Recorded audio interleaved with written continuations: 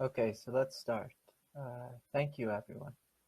Welcome, and it's my absolute pleasure to be here with you all.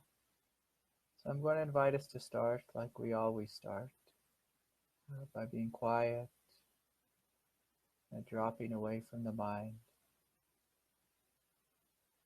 and dropping out of the head and coming into the heart. And so I invite you to just take some deep, full breaths, just breathing and feeling and relaxing the body.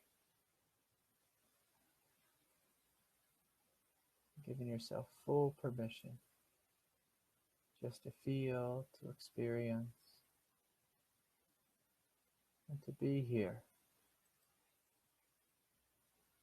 to really let go into yourself, just to let go, to feel, to experience,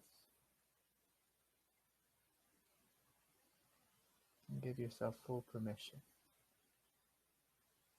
to be here.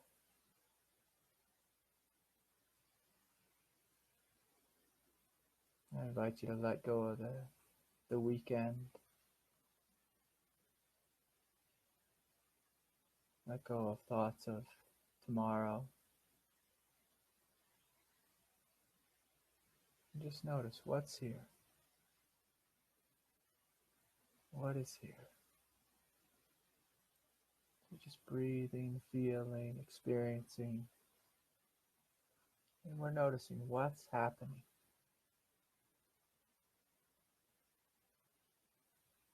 What's happening within yourself.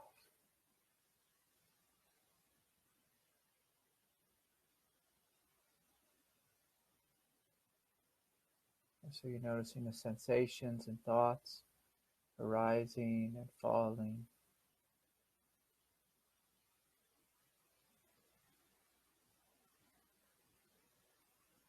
You're noticing the feelings in the space of your mind and your throat, the space of your heart. And so you're giving yourself full permission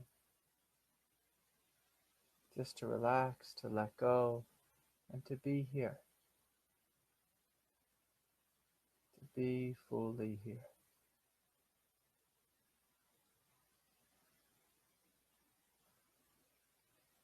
And so from this place of stepping backwards, taking the backward step,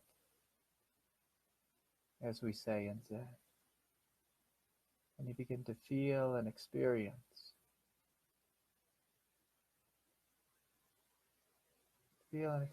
what's happening within you. Just notice.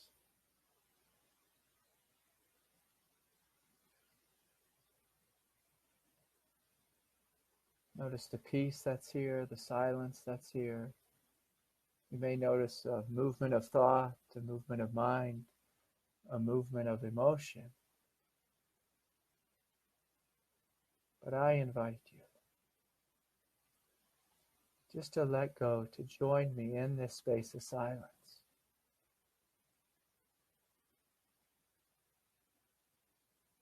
And to begin to notice that this silence, it's awake, it's aware, it's radiant and alive. Radiant and alive. And so we're taking deep, full breaths, just breathing, feeling, and giving ourselves full permission to let go and simply to experience. Experience this awake, aware presence which you are. You know, so much of our life we just spend just chasing this thing or chasing that thing. So much of our life we spend just completely identified with thought, completely identified with emotion, completely identified with our past or our future. And so I invite you to drop out of that space. Drop out of that space and just join me here in this moment. Feeling the aliveness, yes, the rawness of this moment.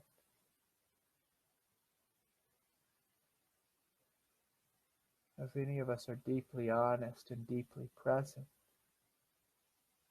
we begin to notice that there's an immensity here, that there's a hugeness here.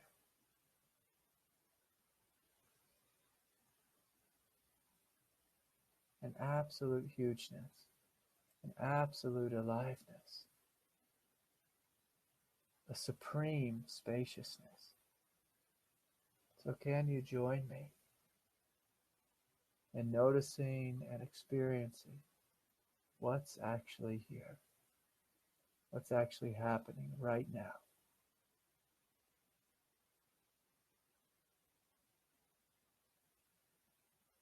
Would you join me in giving yourself full permission just to let go of the past, to be done with it?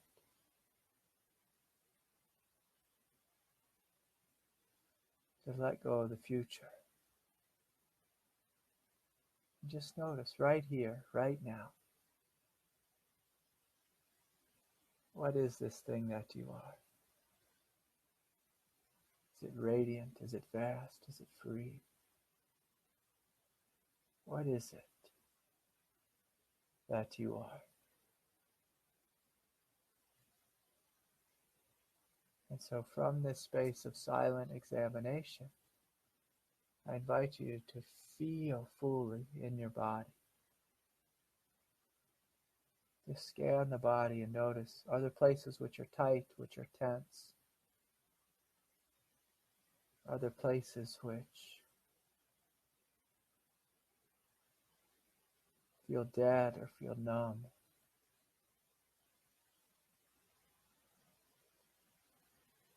Are there places which feel radiant and alive, filled with bliss and luminosity? And so I encourage you just to feel, to experience, to let go. Let go into this grace. Let go into this openness. Let go into this love.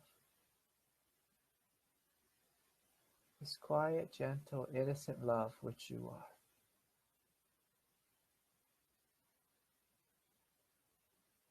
Which you are. And so can you join me in this space? Can you join me in opening in the space of the third eye, relaxing the throat, opening into the space of the heart, and feeling and experiencing the very space in which thought arises, the very luminosity and radiance of the heart. So we're breathing, feeling, experiencing.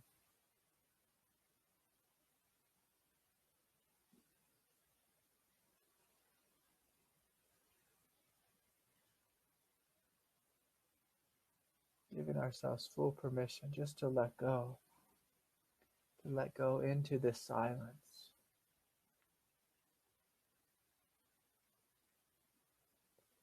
To let go into this radiance.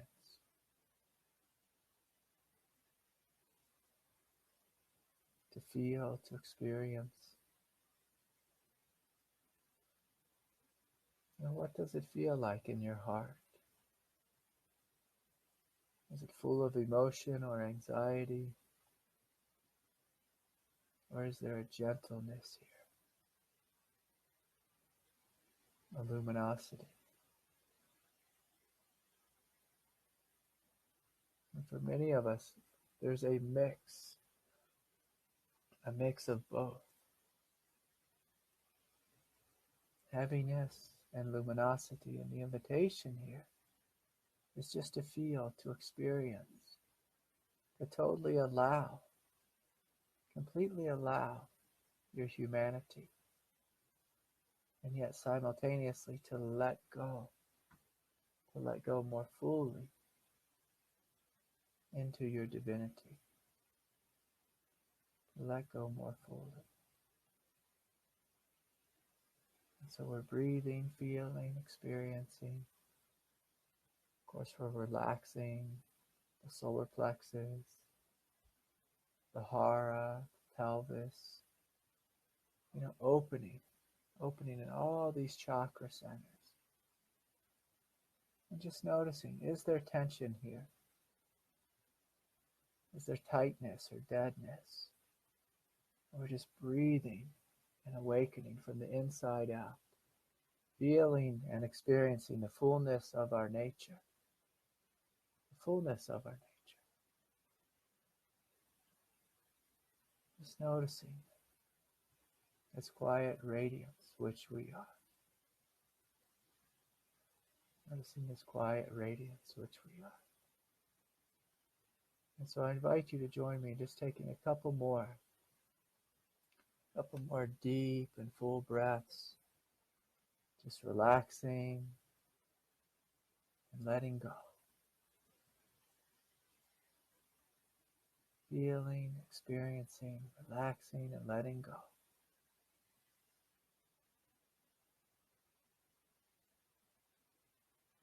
Perhaps for the first time today, just noticing what it is that you are. What it is.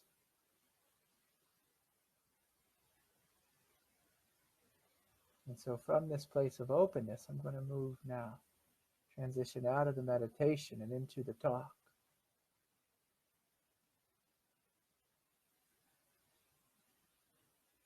And so I invite you, if you have a question, please to bring it forward. I have a number of questions from emails. And so I'll get to those, but I'll just give everyone just a moment here, to come forward and to see if there's a question in your heart. Question. What have you been sitting with?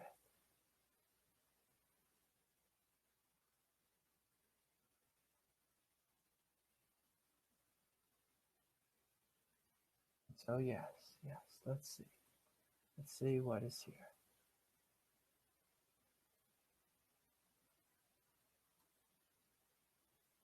Let's see what's here today.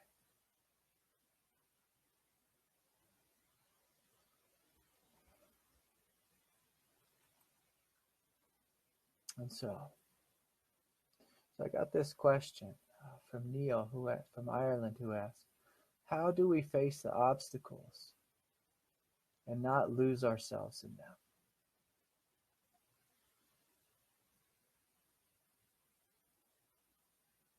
How do we continue moving toward the light while standing in the truth? I know I'm supposed to take the high road, but can you direct me in some method? For that I would be grateful. I've been struggling with a lot of people who I found I want to be compassionate towards, but I'm having difficulty with. And yes, this comes, often in life. How do we be, how are we compassionate? How do we become compassionate? How do we become compassionate for people that drive us crazy, that people that we find quite difficult?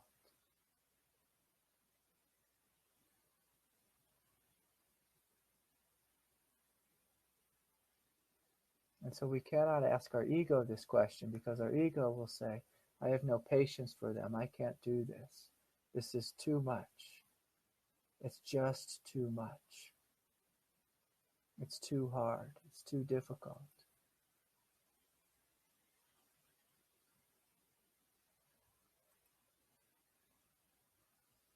And so I invite you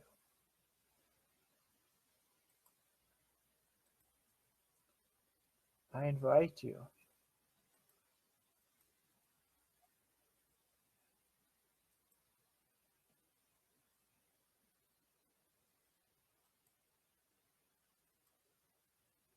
yes, and so I invite you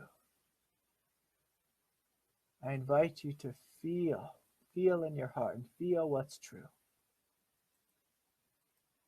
Feel what's true for you.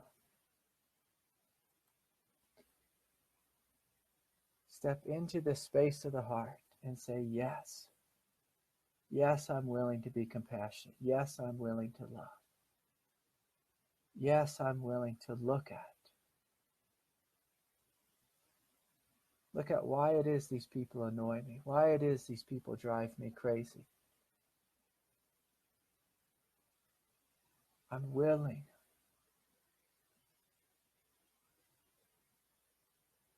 to look at why I'm having this reaction. Why is it? Why is it that I'm having this reaction to another? Why is it that I'm struggling? We are all given this heart, and within our heart is an overwhelming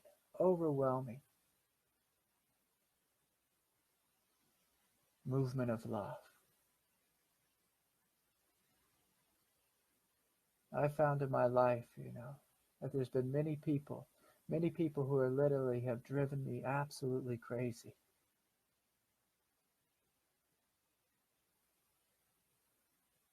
But when I ask my heart how I shall respond, it's always with love. It's with patience. But I want to be clear here about being compassionate. My teacher, Lama Tsultrim, she was once having dinner with the Dalai Lama and a number of other Western teachers. And so, what the topic that they were speaking about was, there was a male teacher who had been sleeping with all his female students and was causing all this trouble in the community.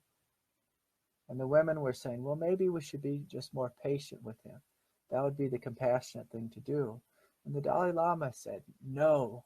He got quite angry,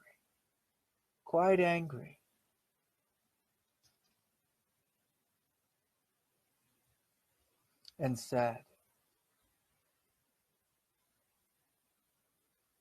we will not have patience for this. No patience. No patience at all. We need to confront him. We need to confront the community and say, this is not right. And so compassion can be fierce too. So sometimes there's people who drive us crazy and they need to be told, hey, you can't talk to me this way. Hey, I'd like to set a boundary here. Hey, it's inappropriate what you're doing or saying or how you are treating me.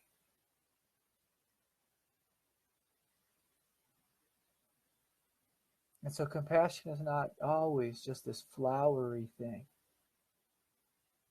It's not always a flowery movement.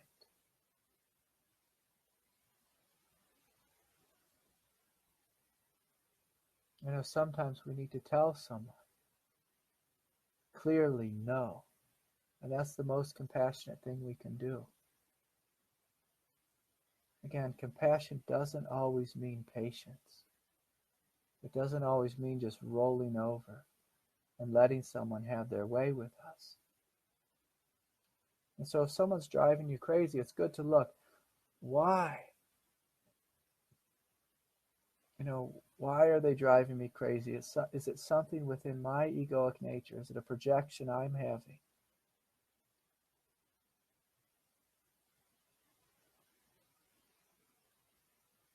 Or is it something they're actually doing where they need to be? They need to be straightened out. And so, yes, this is a beautiful question, so I appreciate it. And so, Yes, from the Awakening Together group, yes, I encourage you, take the mic if you want to communicate to me, and you can go ahead and ask the question. I'd be happy to hear what that is.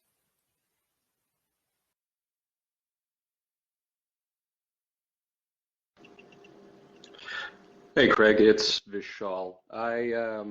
Yeah, again, thank you so much for your videos on Kundalini. They've been extraordinarily helpful to me. Um, my question is actually on that. I've been kind of this past weekend. Oh, there it goes. Yeah, the sort of the energy's been kind of rising up from the base of the spine, and your advice in one of your videos, it was wonderful. Just kind of instead of being terrorized by the energy, I just kind of have been seeing it as, sort of God moving in me, through me, as me. It's been wonderful. And but yeah, sorry. My question is, it's rising, rising, rising, and it just kind of blocks up right at the base of my skull. It just, I don't know. It just doesn't want to move easily past that, and it my sort of intuitive looking at it, it just seems like, if it's almost like if I let this energy into my skull, I will be annihilated, right? This locus of me that's in the head, it's going to be annihilated. But yeah, I was just wondering, what your thoughts might be on it, and I don't know, maybe it's a chakra, like a crown chakra thing, or a third eye thing, but I would love to hear your thoughts. Thank you. Yes, Vishal, that's a great question. So basically, you're telling me the Kundalini it's rising, it's getting up to the base of your skull, and then you said you have this fear that if you let go into it, you will be annihilated. Yes, and so this is a fun question. I know this experience. There's many times on the path when we feel overwhelmed with energy. Especially Kundalini. Kundalini is one of these energies that can be quite overwhelming, quite intense. Excuse me.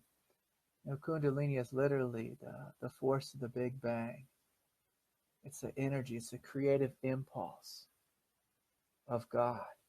And so when it awakens within you, it can be quite scary, quite frightening.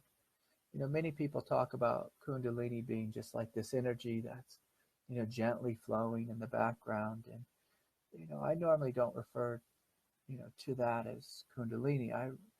I normally call that prana or chi energy. Just the basic energy of our life force. But when Kundalini awakens, it comes, and oftentimes it rises, it has an explosive nature to it. But you have to always remember, what is the source of this energy? What's the source of it? It's God. It's the Divine Mother wanting to give birth in you as you. And so oftentimes in life we have this fear. We have this great fear that the energy is going to overwhelm us. But we have to be really honest here about what true spiritual awakening is about. Spiritual awakening, it's like playing with fire, but not like playing with matches. It's like playing with a bonfire, a huge and explosive fire. And you must remember, who is this fire? This fire is God.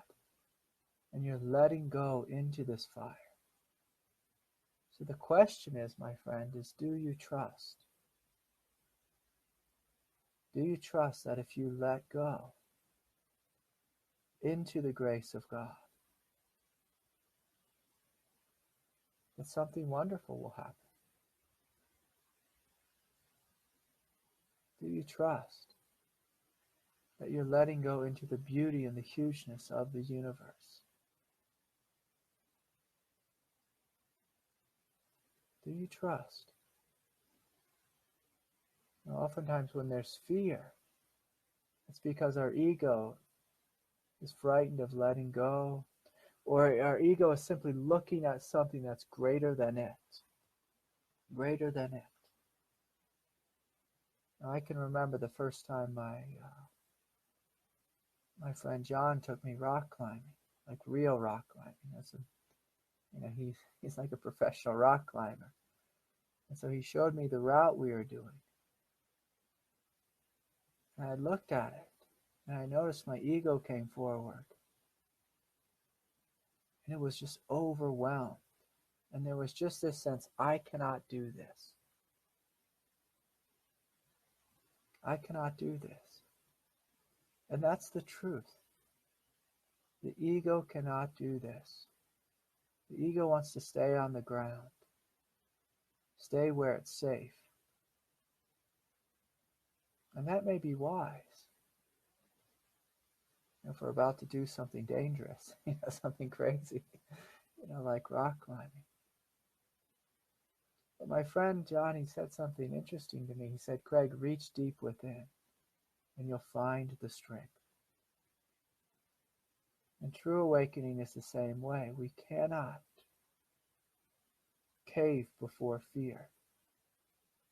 So often in life we have these chakra openings or these overwhelming spiritual experiences. And the thought is, it's going to kill me.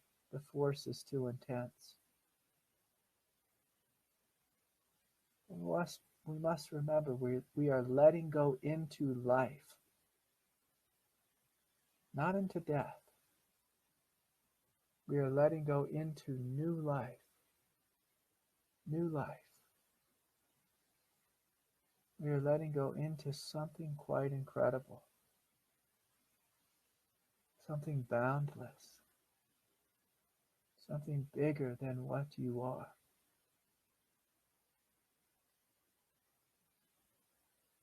And so when you face something that's bigger than what you are, you have a couple choices. One is just to give up and to quit. But two, if you're kind of crazy like me, you just jump in. You jump in without knowing what you're doing. You just jump in. And I've always been kind of crazy like that. I'll just jump in the deep end. And it's frightening. I'm not going to lie. It's like, cliff jumping. You jump off a cliff. It takes your breath away. With cliff jumping, in theory, you don't die. With spiritual awakening, I'll guarantee to you, my friend, you won't die because you're letting go into God. This immensity that you fear is simply your own self. When we truly wake up, we bow before God and we bow before our own nature when we see how huge we are. How huge we are. And so to our egoic nature, when it faces something immense, when it has that, excuse my language, but that oh shit moment,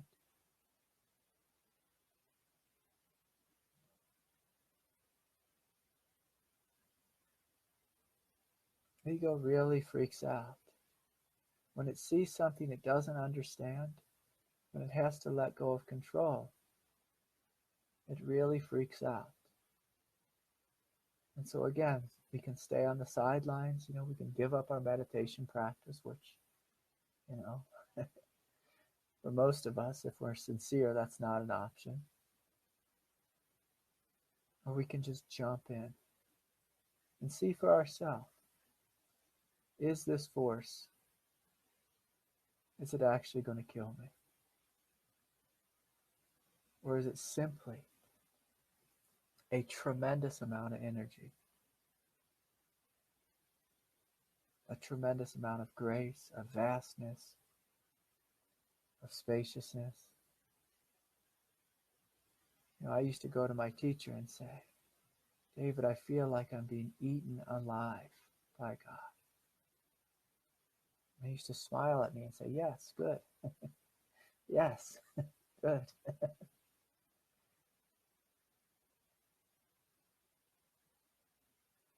Be annihilated. and wake up and notice that you didn't die.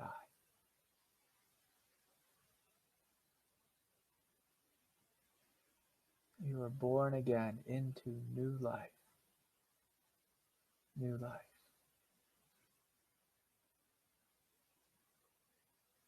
And so sometimes, sometimes if our ego is very persistent, if there's a lot of pain, if there's a lot of heartache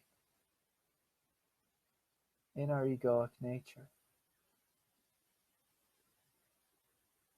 sometimes it's helpful just to remind our ego, hey, you're letting go into God. Letting go into the truth. You're letting go into something good. Sometimes it's helpful just to soothe your ego, to help it relax. If you're a good Buddhist, you feel your feet on the floor, you breathe, and you notice it's just an intense experience. But if you talk to yourself in a gentle way, really soothe your ego, be like, hey, just relax, buddy, it's okay. It's okay. And help it to calm down a little. It's more likely to let go of its grip that it has on you with the fear. And so you play with these things, Vishal. Play with these and see. See what happens. I've had death come to me numerous times, while sitting in meditation or through some grand spiritual experience. And I said, okay, show me death. Show me death. I've had some bizarre, frightening, white knuckle, lose all the blood in your face and that kind of experiences. But in the end, they all ended quite well, quite beautifully, I can assure you. So you play with that, and then you let me know. Let me know how it goes. Let me know how it goes. But the big thing on the path is when you're facing something immense, is can you let go? Can you trust? Can you smile and say, God, show me your true face? Now, there's a story of Arjuna when he was meeting with Krishna, in the Bhagavad Gita, and he said to Krishna, show me the true face of God. And Krishna, was kind of saying, I don't really want to show you, it'll be too much. And Arjuna said, no, I really want to see the true face of God. And so Krishna lifted the veils. And Arjuna was absolutely terrified of what he saw. It was so brilliant, so vast, so huge, so immense. And he couldn't handle it. But if you keep opening that door, keep saying yes to God, what you'll find is at some point it's just too late. Too late. You just get gobbled up by this divinity. And that's a beautiful thing. A beautiful thing. I can also say this, God has very many hidden agendas for us. God wants us, literally wants us to discover our innate fearlessness. And in order to step into a space of fearlessness, you have to face fear. You have to face death. You have to face annihilation.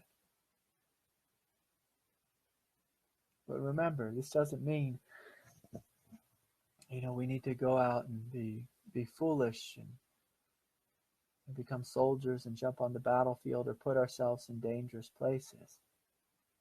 We just have to face these fears within us. And like I said, with God, God having this agenda of you discovering your hugeness, the hugeness of what you truly are.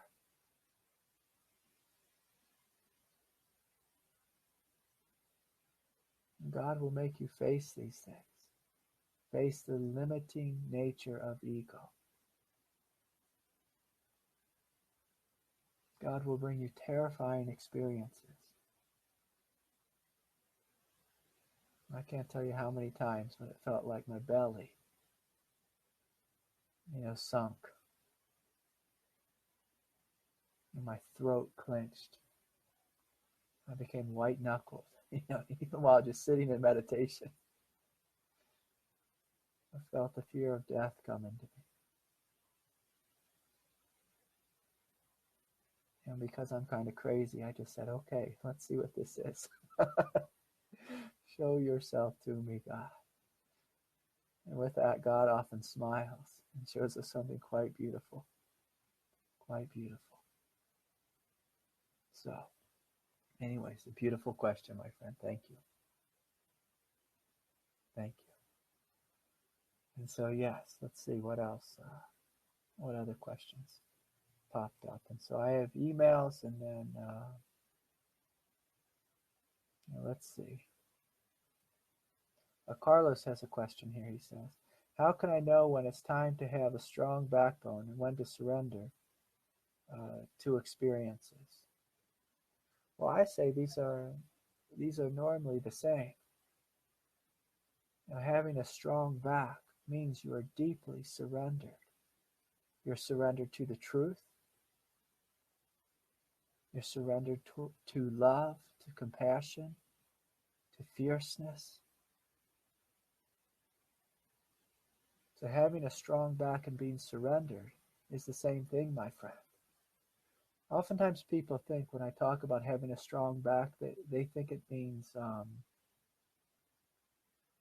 like being in your ego and acting tough.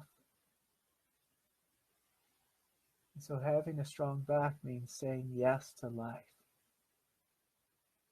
It means not caving to our emotional mind, not caving to our habitual thinking mind.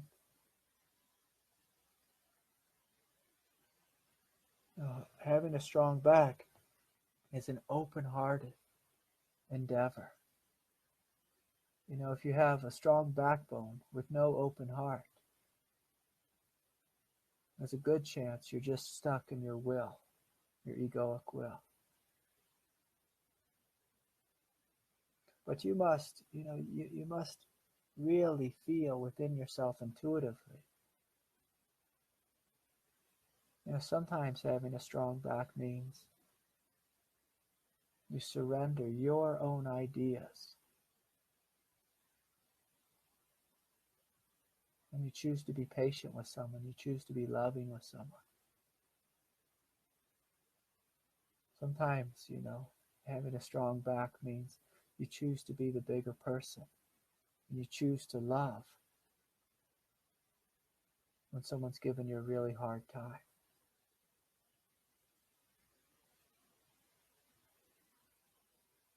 And so, yes, this is a great question. We don't ever want to surrender to ego. And we don't ever want, this teaching of this having a strong back, being connected with ego, or some form of, compulsive willpower, or habitual will, or I need to get my way, or this or that. It's having a strong back and open heart. Both are necessary, and they work together. It's like two sides of the same coin. So it's a beautiful question, Carlos. Thank you. Thank you for this. Yes, and Marlene says, kindness is important, but it's important to live one's principle for the highest good of all involved. Yes, absolutely true. Absolutely the case.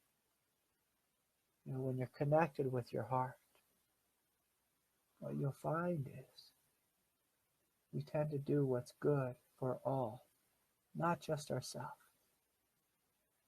Not just ourselves. When we're connected to ego, it's all about ourselves. It's all about me and my way and my thoughts, my ideas, my opinions.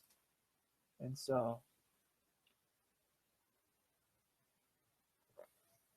the further you go up the ladder of your own consciousness, up and out of your human, like animal body, your human egoic body, your egoic mind, you step into a higher consciousness, what you find is you start to care more about friends and family, the people around you.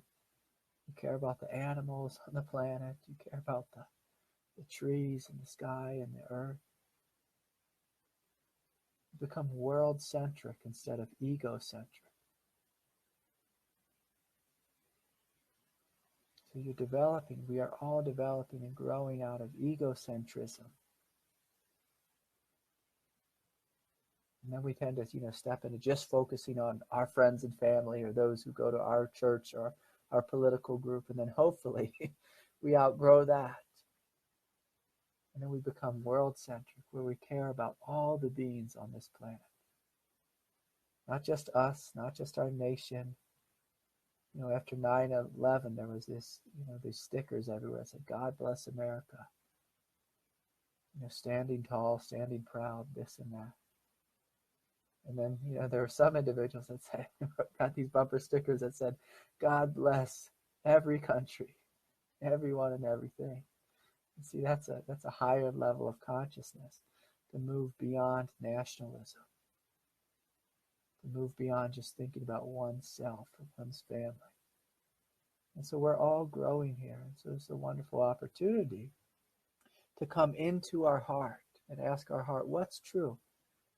What's true in this moment? How shall I show up in this moment? Yeah, so beautiful. Beautiful, thank you. Okay, let's see what else I have for questions here. Excuse me. How do we negotiate a world of unconscious zombies? This is a beautiful question. I love this one. And so one of the things that our egoic nature does, if you notice, it's always negotiating.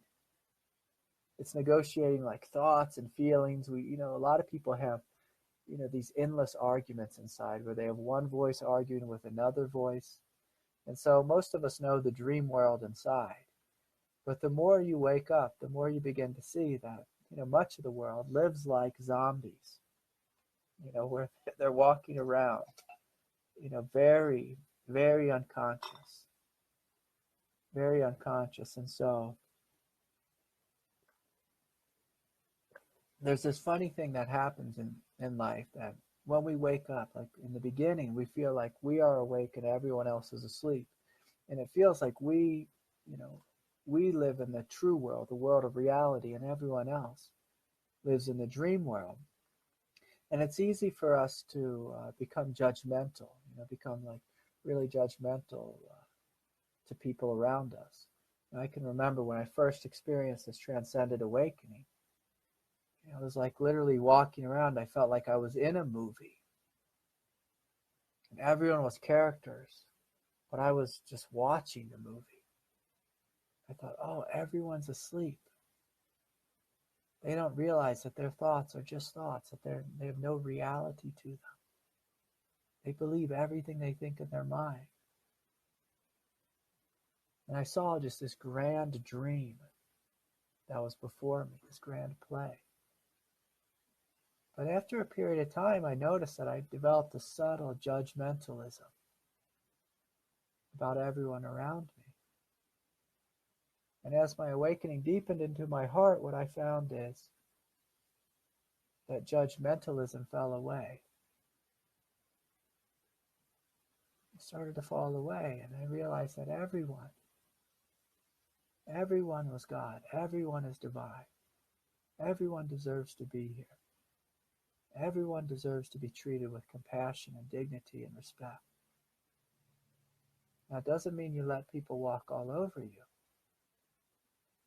But as our awakening deepens into our heart, we start to love more, embrace more, be more tolerant and accepting. But it doesn't mean you buy into it.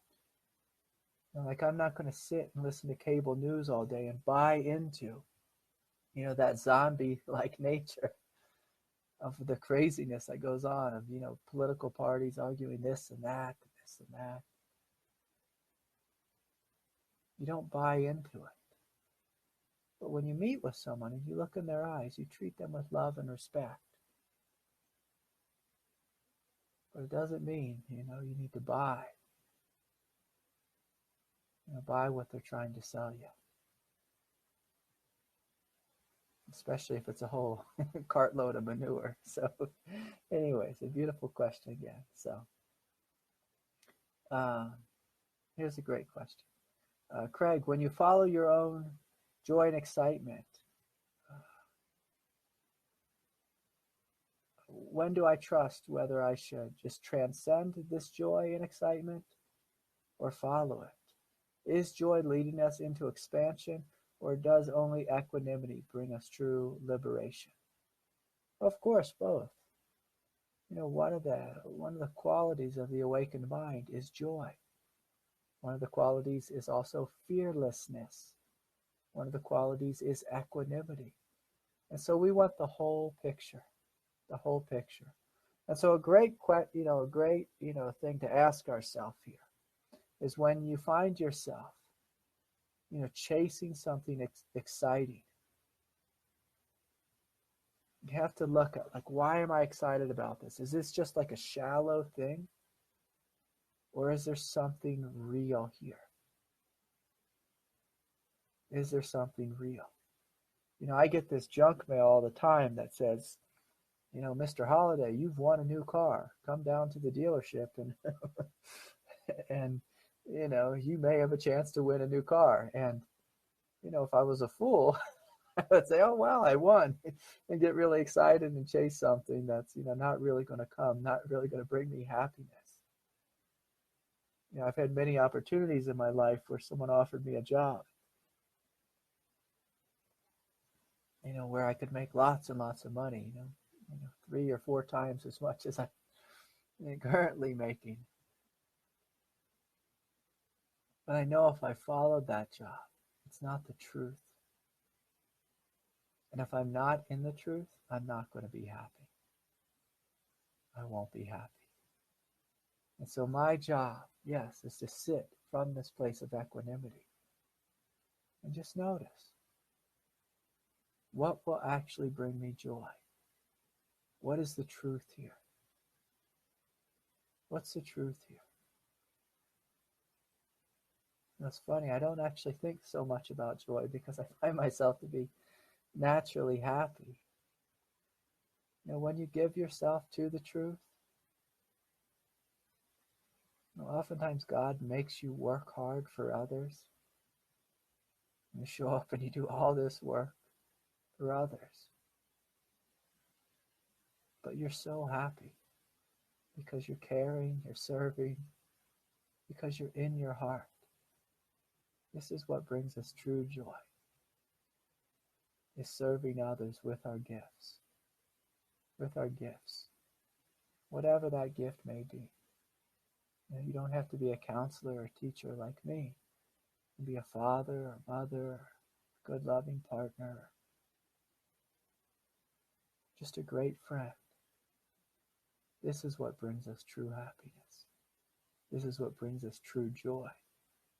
And so if you listen to the truth within you and follow that truth, what you'll find is you'll be eternally happy, even when things are quite difficult, quite painful. But getting back to your question here, what you'll notice, there'll be times in your life when your heart lights up, and that has a different feeling than just excitement. You'll feel this resonance in your heart. Your heart says yes, and that's the way forward. That's the way forward. It's a beautiful question. Okay.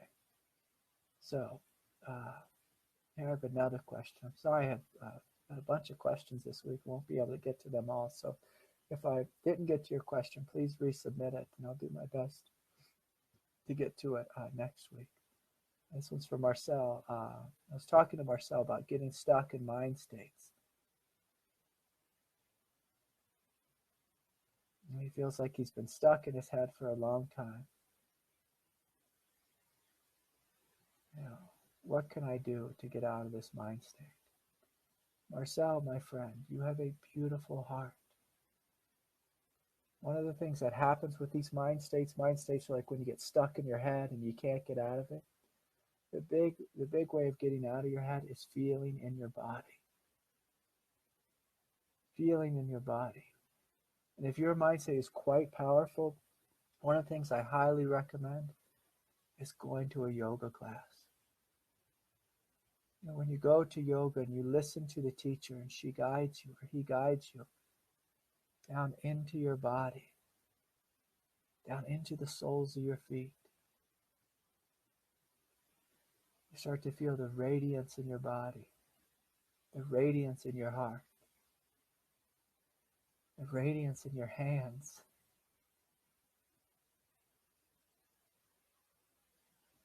In order to get out of the head, I encourage you to pay attention to everything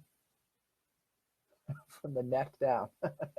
So the heart, the belly, the pelvis, the legs, the arms, the hands.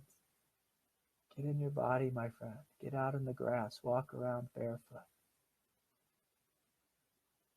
But go to a good yoga class. Spend 90 minutes doing yoga. What you'll find is that mind state will have mostly, if not totally, disappeared. It's hard to be active and in your body and be stuck in a mind state. The yoga is so good, so beneficial. If you find yourself just like up in your head, you know, lost in your head. And so yes, that's a great question. I know we all know this experience, but doing something physical, doing something that brings you joy, something that makes you happy and gets you in your body in a felt way, it's the quickest way to get out of the mind state. Okay, let's see if I can do another question here real quick. Craig, I'm a little confused about letting go. It doesn't go that well on my own. Like there's still some things in the way. I feel like if I don't also practice focusing on the heart and breath and the belly, my mind gets so distracted. Yeah, a big part of letting go is spending a life in meditation and having what I call meditator's mind. And so anytime you notice your body tight and tense, you are taking deep and full breaths. Deep and full breaths. Just breathing, feeling, experiencing. Exactly what I was telling Marcel, as you're feeling in your body. You're letting go into your direct experience of this moment. Letting go into the direct experience of this moment.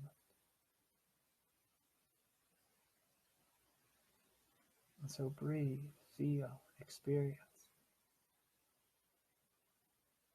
And let go out of that head, that busyness of the mind, and come into your heart.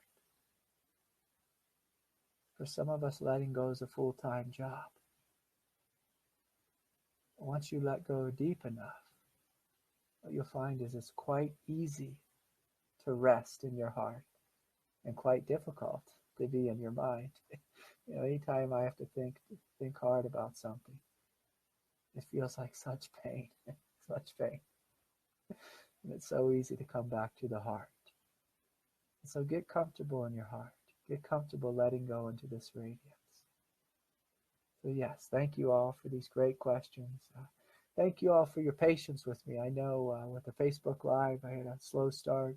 With the Awakening Together group, I'm really sorry. I had difficulty getting into the room. It's like it didn't show that as an option. And so I apologize. I hope I'll have it sorted out by next week. I'll play around with it and see. But thank you for your patience with me. And again, forgive me for my my technical difficulties, and thank you for being patient. I also want to thank everyone for offering the donations from last week, and I want to say thank you in advance for those donating this week. If any of you are want to know how to donate, you just visit my website, craigholiday.com, and there's a donate link there. So thank you so much for supporting these teachings. Thank you so much for showing up with such open hearts and being patient with me this week.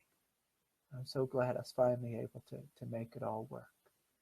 So anyways, take good care, and you can keep sending the questions in. If I didn't get to yours, I'll just resubmit it, so I'll have it next week. And I truly want to just honor everyone showing up and joining me in this way. So thank you all so much. Peace be with you all, and may you all have a wonderful night or morning or whatever time of day it is where you are. Take good care.